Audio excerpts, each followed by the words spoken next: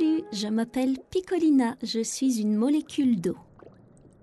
Là, j'ai l'air tranquille, mais si vous saviez tout ce qui m'est arrivé, il faut que je vous raconte. Tout a commencé il y a à peu près 4 milliards d'années. J'étais coincée dans ce glaçon cosmique depuis des lustres.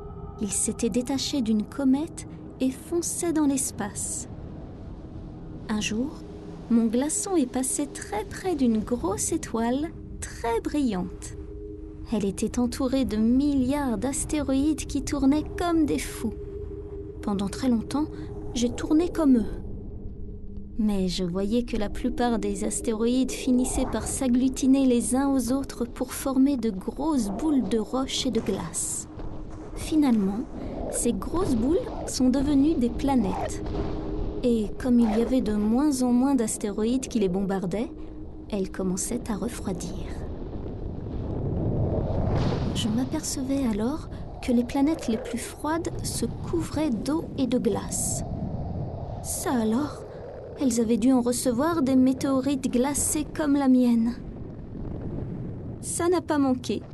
Nous aussi avons été attirés par une de ces grosses planètes. Quelle chute terrible! Dans la glace, nous, les molécules d'eau, on était bien rangés comme dans un cristal sans pouvoir bouger. On nous appelle les H2O. Nous sommes tous faits d'un atome d'oxygène et de 2 atomes d'hydrogène. Un peu de chaleur, la bonne pression,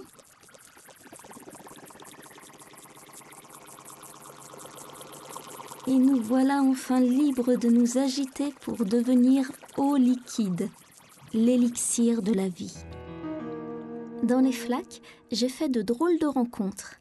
Il y avait beaucoup d'H2O, comme moi bien sûr, mais aussi plein d'autres choses.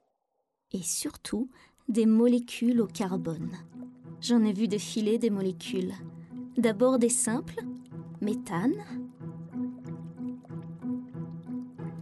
le fameux CO2 et d'autres molécules faites de chaînes de carbone comme les acides aminés. Il y en avait de vraiment étonnantes, des compliquées, des très longues. Elles aussi s'étaient formées sur la planète ou dans le cosmos et avaient atterri là par hasard. Plus le temps passait et plus j'en voyais des extravagantes et des farfelues. Je songeais que, décidément, sur cette planète, on n'allait pas s'ennuyer. Un jour, je suis tombée nez à nez avec une sorte d'énorme serpent moléculaire, un polymère. Des dizaines de molécules s'étaient accrochées à la queue leu-leu. Quelle drôle d'idée! J'en croisais d'autres, de plus en plus, qui semblaient sortir d'une fissure au fond de la mare où j'étais tombée. J'ai voulu en avoir le cœur net, je me suis approchée, et là, quel spectacle! Des molécules de la même famille, accrochées sur des cristaux d'argile, se rangeaient les unes à côté des autres. Un peu de chimie, et elles se retrouvaient enchaînées sous forme de polymères.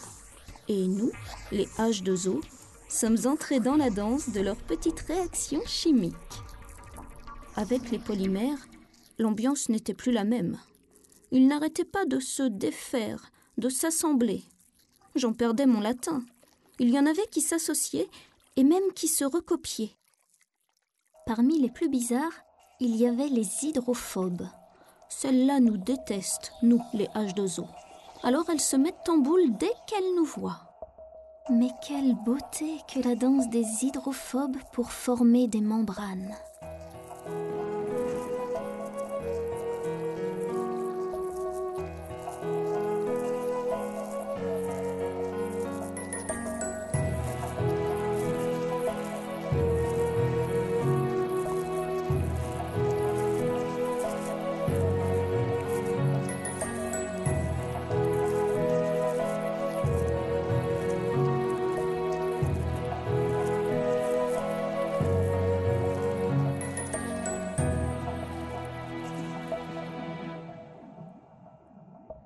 Il y en avait de plus en plus et ça faisait peur.